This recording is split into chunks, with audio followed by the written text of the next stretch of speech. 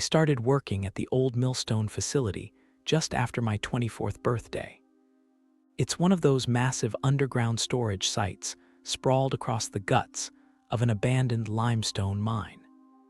The official spiel is it's for confidential archiving and secure data management, which is a stylish way of saying it's a bunker for anything too important or too dangerous to sit above ground. It was a sweet deal at first. Double the pay of any gig I'd had, minimal human interaction, and I could listen to my own music as long as I got the work done. Plus, the constant chill was a relief after the summer heat, even if it was a bit damp and smelled perennially of wet rocks and rust.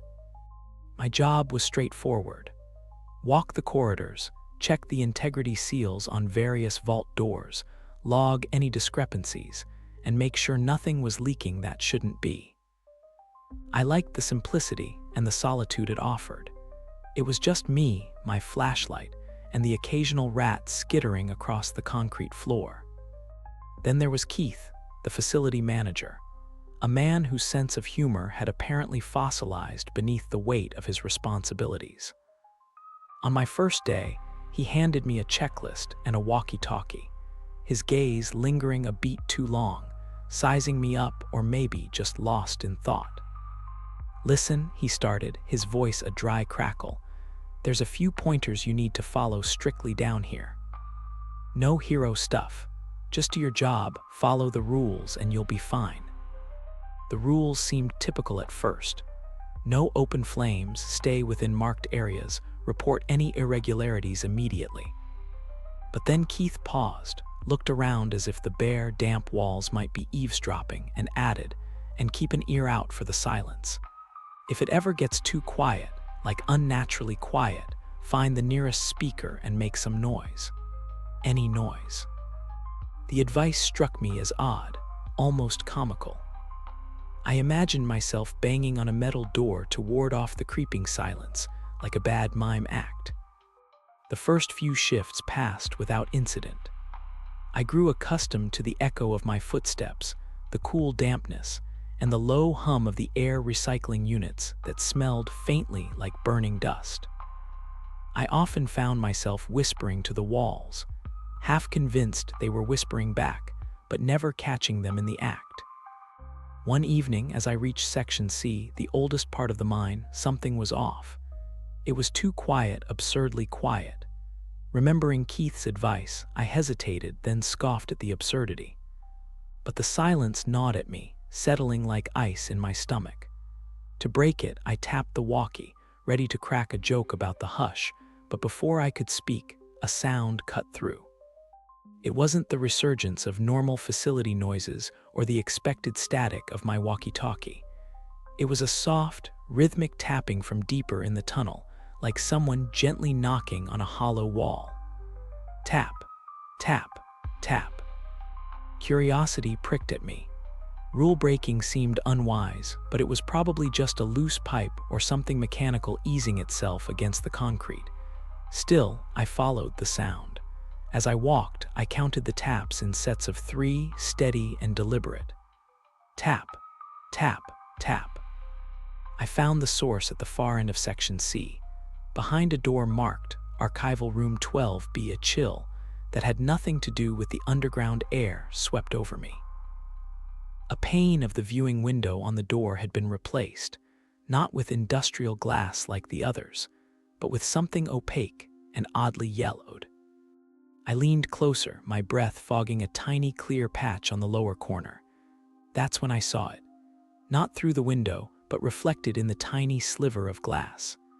A disturbance in the air, a distortion, like heat rising from hot pavement but right there in the cold.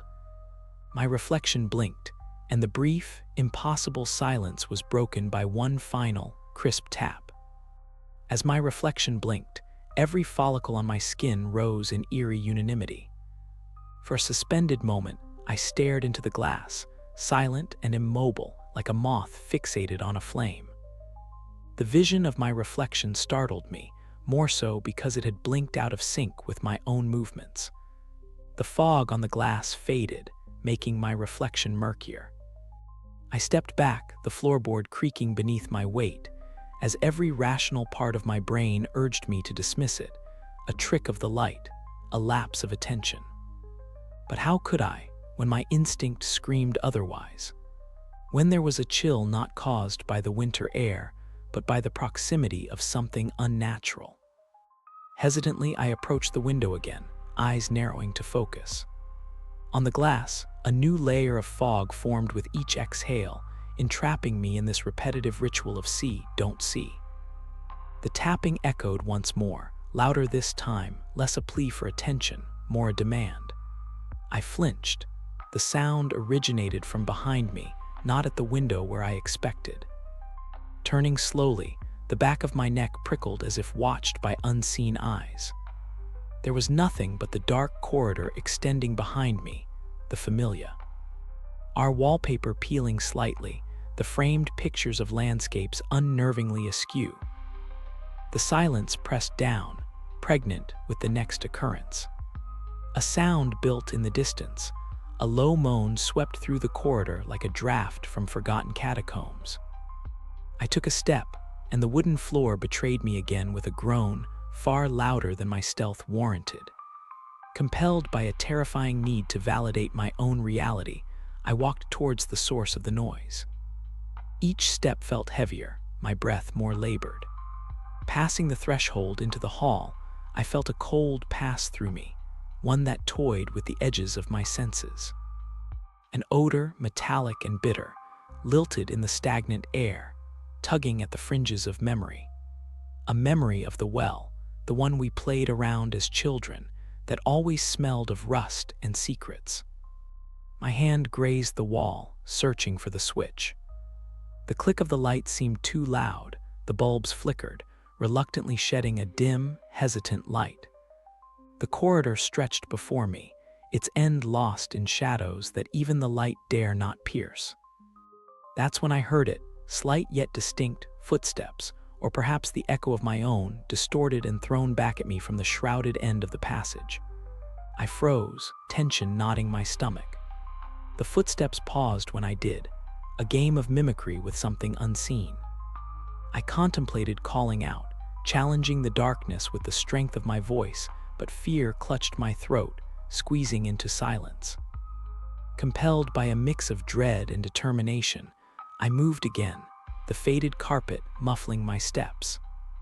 The air grew colder as I approached the corner where the hall bent sharply. What lay beyond that blind corner? A play of shadows or something palpably sinister? I reached the bend, every nerve tingling, ready to confront whatever nonsense had preyed on my mind. But before I could peer around, a figure darted across the junction, barely perceivable, a blur of something too swift to be human, yet too substantial to be just a shadow. Heat rushed to my face, my heart thudded painfully against my ribs. I stood, rooted to the spot, the afterimage of that fleeting entity etched into my vision. As my shock slowly ebbed, replaced again by an oppressive dread, a faint, whimpering cry filtered through the air. It sounded painfully familiar, like a long-forgotten nursery rhyme. It wasn't a sound that should exist outside of memory, let alone in the dark bowels of a silent house. That cry, it pierced through the remnants of my courage, leaving a hollow echo in its wake. That cry, it pierced through the remnants of my courage, leaving a hollow echo in its wake. The sound seeped into the cracks of the old house, settling into the darkness like a palpable dread. I stood frozen, my hand still resting on the cold, brass knob of the door that led to the cellar, the source of that unearthly scream. My heart thudded painfully against my ribs, each beat a loud drum in the silence that followed. The rational part of my mind begged me to flee, to abandon this forsaken place and never look back. But something primal, something tethered deep within my soul, compelled me to press on. The need to know, perhaps to help, overrode my survival instincts. With a breath that trembled more than I cared to admit, I turned the knob and pushed the door open, its hinges whining in protest. The stairs descending into the cellar were shrouded in darkness, the only light provided by the weak beam of my flashlight, which flickered as if on the verge of death. As I took the first step down, the wood groaned underfoot, echoing through the still air like a prelude to catastrophe. The smell of mildew and something else, something cloyingly sweet and rotten, assaulted my nostrils, making me gag. Every cell in my body screamed to turn back, but my feet moved of their own accord, carrying me deeper into the bowels of the house. The air grew colder the further I descended, wrapping around me like wet cloth, and I shivered, not just from the chill, but from the growing sense of something horribly wrong. About halfway down, the cries resumed, louder now, and filled with such profound agony and despair that tears sprang to my eyes. My hand trembled as I adjusted the grip on my flashlight, the beam dancing wildly across the walls, casting long, ominous shadows that seemed to writhe in anticipation. The cellar floor came into view, and I hesitated at the last step, my breath shallow and ragged. The light from my flashlight finally settled on the source of the sounds, a figure huddled in the far corner of the room. It was a woman, her body curled into itself, her ragged clothes stained dark with what I prayed was dirt. I approached slowly, my mind racing with questions and fears. "Hello," my voice barely a whisper, breaking the oppressive silence. She didn't move, didn't acknowledge my presence, just continued to sob softly, her whole body shaking. I reached out a hand, tentative and unsure, when suddenly she stopped. Rying, the silence was abrupt, suffocating. She lifted her head and my breath caught in my throat. Her face, what was left of it, was marred by deep gashes, her skin pale and translucent like that of a corpse long submerged in water. But it was her eyes that halted my heart, a milky white, devoid of pupils, staring blindly ahead. Frozen in horror, I watched as her lips began to move, a raspy, choked sound emerging. "They didn't leave," she whispered, her voice a hollow echo of fear. "They're still here." The temperature dropped, a sudden coldness enveloping me, and I spun around, my flashlight beam slicing through the darkness. Shadows danced along the periphery of my vision, shapes and forms that were too fluid, too unnatural to belong in this realm.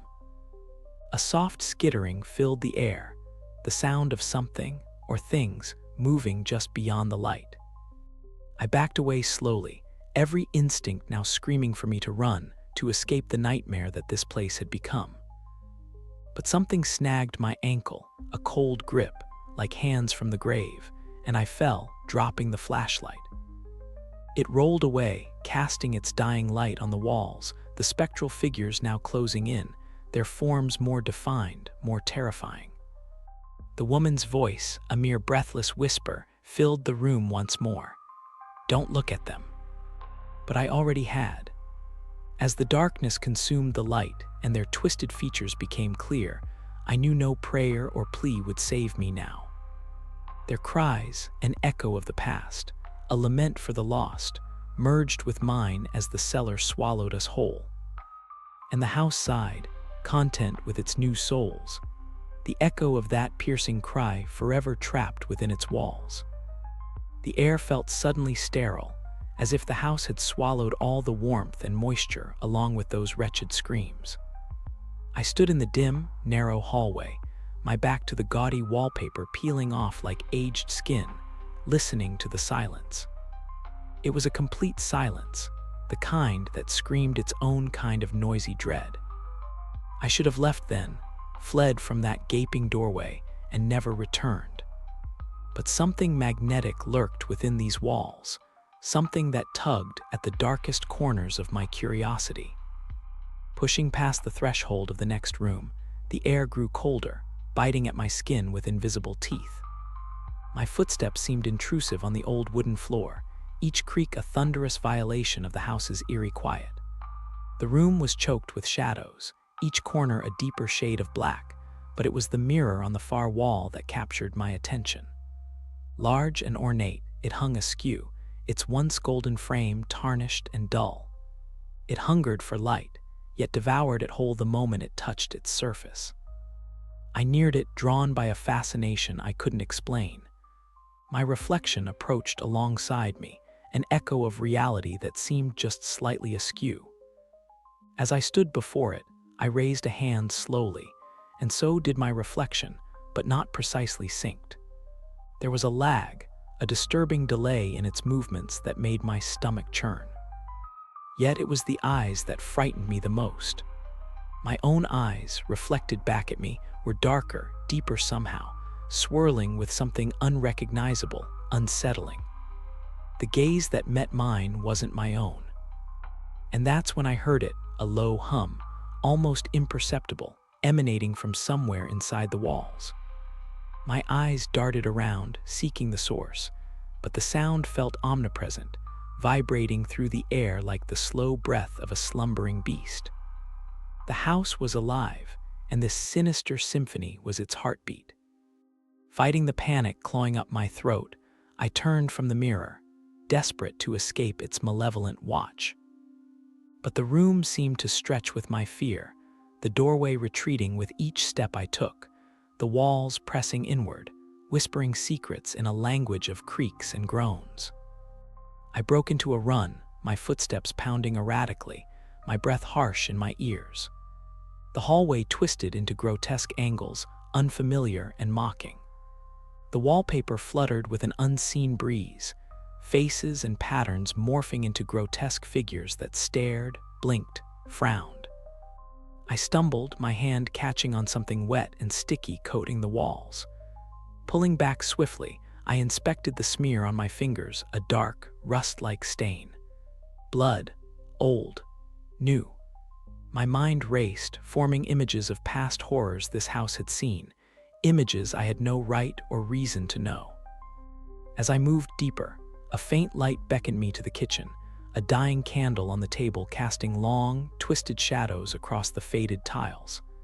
Approaching it, the flame flickered violently as if agitated by my presence. My eyes were drawn to the windows covered in heavy drapes, shut tight against any glimpse of the outside world. The isolation felt complete, absolute. And then the flame snuffed out. Throat tight, I whirled around, the darkness now total, suffocating. A wet, slurping sound echoed to my right, tentative as if something lurked, tasting the air, pondering its appur. Och, my heart thudded painfully against my ribs, each beat seemingly loud enough to be heard through the house. Fear urged me to scream, to break this silence, but terror kept my lips firmly sealed. I edged back toward where I thought the door should be, every small sound magnified to a roar in my ears. The fabric of the curtains rustled behind me, and a cold draft swept through, carrying a faint, almost forgotten scent like the perfume my mother used to wear. The memory it evoked was sharp, laden with old grief and new fear. The house, it seemed, wasn't just feeding on those it trapped within its walls. It was gnawing on memories, on the very essence of its victims. Shivering, I found the doorway just as something brushed against my ankle. A gasp escaped me, filling the silence like a sacrilege. I ran, no longer caring about the noise, only the visceral need to escape these walls, to escape the closing grip of a house that wasn't merely a house, but a tomb animated with the echoes of its consumed souls. I burst out onto the front porch, the cool night air slamming into me with the sweet, sharp taste of freedom. But even as I descended the steps, the house unsettled behind me, the door creaking back open as if bidding me a grotesque farewell or an invitation to return.